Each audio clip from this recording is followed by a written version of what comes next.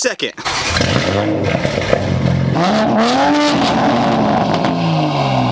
The bottom line, it's going to come down to one. You either increase your income or B, you decrease your expenses. What's going on, YouTube? This video is sponsored by absolutely nobody. We're going to be getting into all my dirty little secrets on how I bought the MK5 Supra. We're also going to be going over tier credit, financing, and of course a way to pay for it. 500 horsepower at the tip of your fingers.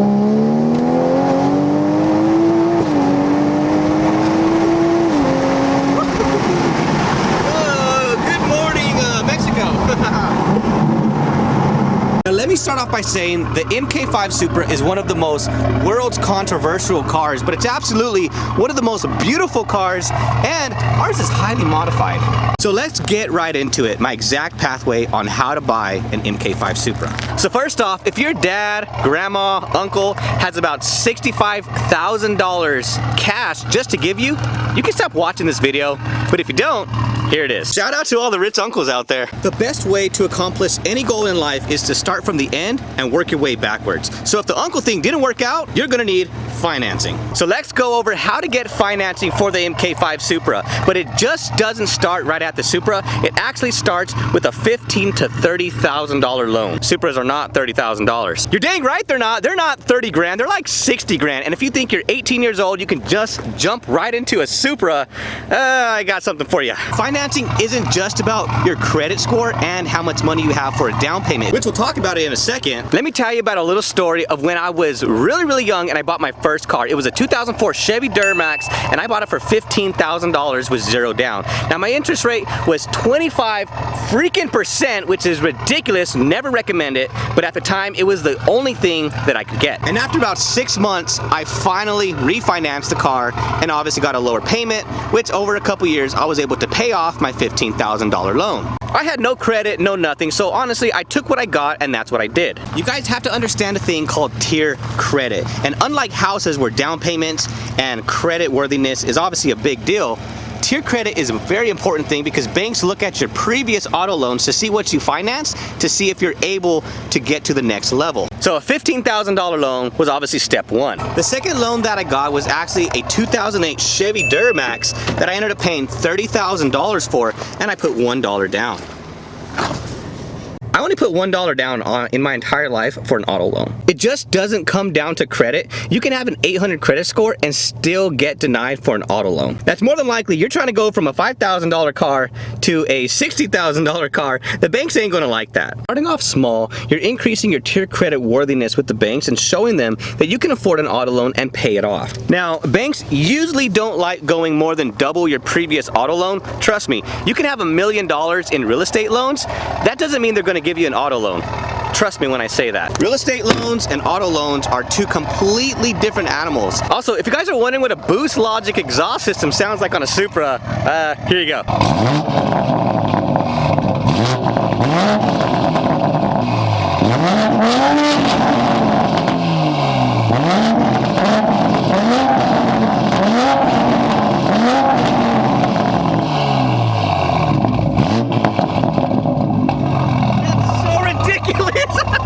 Thank you to the Boost Logic gods for that beautiful sound on this MK5 Supra. Oh my God, it's so beautiful today. So now that we talked about tier credit, we're actually going to be talking about actual credit. And yes, actual credit really matters. You want to have the best score of about a 740 plus. That's going to get you the best terms. Here's something funny about credit. In order to get credit, you need credit. The banks aren't going to give you credit because you have none. So it's like a circle that it's really hard to get into. And if you guys are just starting out, something that you guys can look into is what's called a secured credit card. You honestly need credit for everything, which is pretty much you give money to the bank and the bank will issue a credit card and you're pretty much borrowing from your own money. But by doing that, you're showing the bank that you can afford a credit card and obviously start from nothing. And that's how I got there, is I had my first secured credit card when I was 18 years old and I used it. It was like a $300 loan, wasn't no big deal, but hey, you have to start out somewhere.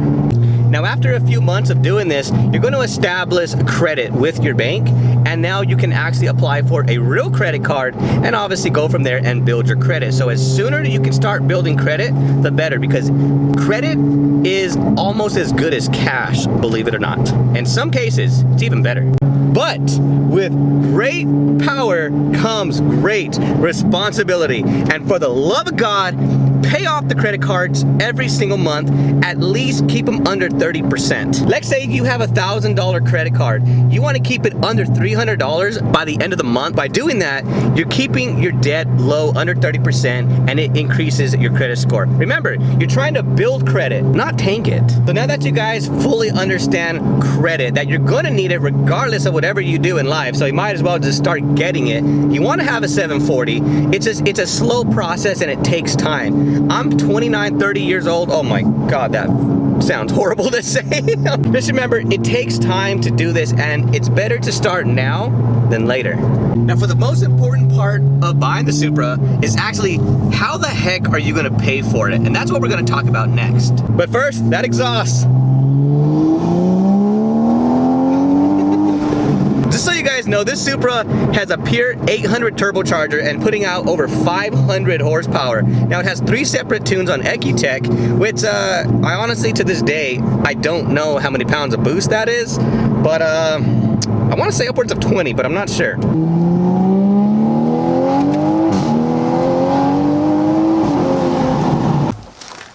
Now for the most important part of the video is how the heck are you going to pay for your MK5 Supra? And if you guys are liking the video so far, don't forget to hit that like button, don't forget to subscribe, and hit that little notification bell. I make videos like this all the time.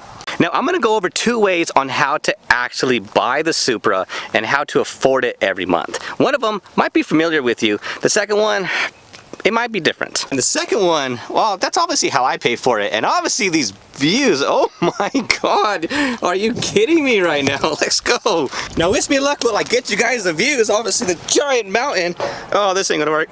You're kidding me. Yes. Oh my God, I'm going down. I know, sometimes I act like a kid, and hey, I am a kid. I mean, sort of. I may be getting older, but you're never gonna take that away from me whatsoever. So first off, I'm gonna tell you guys that my monthly payment is $926.26. And my insurance was $99, but now it's actually $105 because I added glass. So for all my math geniuses out there, that's $1,031.26. Oof, that's a big monthly payment. But you guys now have 100% real number. That is the actual real cost that I purchased this car for. I purchased it at $56,000, got a $1,000 tune.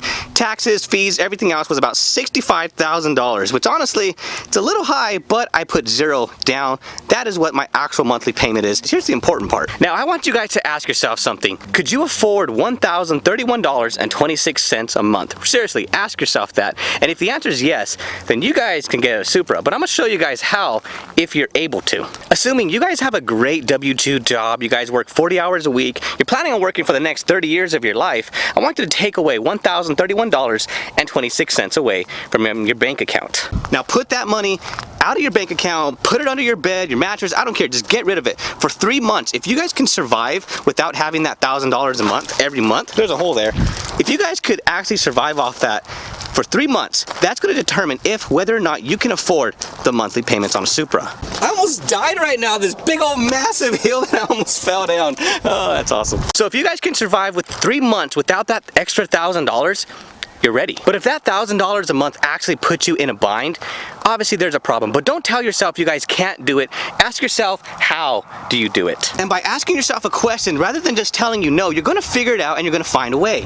The bottom line, it's gonna come down to one. You either increase your income, or B, you decrease your expenses. And honestly, decreasing your expenses is probably a lot easier than increasing your income. So you are gonna have to make some sacrifices. And I've made some sacrifices, and I'm gonna tell you what that is right now. But first, let me tell you guys how I afford the Supra. But there's a bigger picture that I guys want you to understand, and it's very important. I was an automotive mechanic, literally nothing special for the last 10 years of my life. And for the last 5 years of my life, I decided to devote every single dollar that I had into my real estate business where I buy rental properties, I fix them up, I rehab them, I refinance them, I rent them out. I do all this stuff with real estate, and that's what I did for the last 5 years while working a 9-to-5 job. Honestly, I was putting in like 16 hours days. It sucked. But now I'm happy to say that my rental real estate business provides me with what's called passive income, and that's money that I make every single month that I can use for race car parts, I can put food on my table, and obviously I can afford a monthly payment for a Supra. But more importantly, you guys, 16 rental properties retired me at the age of 29 years old, and it gave me what's called financial freedom. I no longer have an alarm clock, and that's because of my rental properties. Now I get to spend all the time I want with my family, with my friends, and most importantly, do what I love to do. And honestly, you guys, that's making videos like this and teaching you guys how to do the same, because what's the point of getting to the next level in life if you guys can't help somebody else do the same? Honestly, that's better than any amount of money that anybody can give you, is when you see somebody else succeed because of something you said. If it wasn't for the people on YouTube showing me how to buy a rental property, how to fix them, rehab them, rent them out, refinance them, and repeat the process over and over again, called the Burr strategy, I wouldn't even be right here looking at this beautiful car with you guys. But when I purchased my Supra, I knew I was gonna have to sacrifice something. And here's what I sacrificed. I knew that buying the Supra was gonna slow me down on scaling my real estate business. But I eat, sleep, and breathe race fuel. That's who I am. And I love cars, and I love automotive. I love building them, modifying them, making them faster. That's just something that I truly enjoy, and I wouldn't give anything up to do that. Real estate has given me the opportunity to kind of go and do that more often, and obviously do it with bigger things. I know what goals I have in my life, and honestly, you guys, the Supra was just a stepping stone into my tier credit worthiness with banks, because here's the ultimate goal. The goal in life is actually building, not buying, building a twin turbo V10 Lamborghini. That is something that I just always dreamed about doing, and it's something that I won't stop until I get that goal. So I'm gonna ask you guys a question. What sounds better? Financial freedom or an MK5 Supra? Don't use your W-2 income to purchase liabilities. Instead, use them to purchase assets, so you can use those assets to buy the liabilities, and you can grow so much faster, and then one day you can quit that 9-to-5 job and actually enjoy your life every single day. I used to hate getting up in the morning and going to work. I didn't quit my job, I quit the boss, and that's kind of the big thing that I want you guys to understand, is when you buy something like this with your assets, you are giving up the growth of your business. But for me, it's a lot harder because like I said, I eat, sleep, and breathe race fuel. That's who I am, and this is what I wanted to do, and I figured I could turn this liability into an asset, and here's how. You see, cars are a liability 100%, no matter how you look at it, unless if you somehow make them into a money-making machine. And honestly, I don't make a ridiculous amount off YouTube, but by filming the car, making videos, and showing you guys how I bought the car, my real monthly payment, I can actually make money on the car from the YouTube ad revenue. And that's how I turned my Supra, a liability, into an asset. And you guys can do that with any car you want, like a Honda Civic, a Subaru, anything that you guys want to. I'm gonna leave you guys with something. If you live like no one else today, that means you can live like no one else tomorrow. Thank you guys for checking out the video. I hope it helped you in some type of way and give you an actual, real in-depth view on my pathway of purchasing an MK5 Supra. And later on, hopefully something awesome. So if you guys enjoyed the video, go ahead and like that button. Don't forget to subscribe. We're always gonna be posting videos. And don't forget to turn on that little notification bell. Let you know when I upload a video. So just like that, I hope you guys enjoyed it. We'll see you later. Bye. I'm gonna leave you guys with something. If you live like no one else today, that means you can live like no one else tomorrow.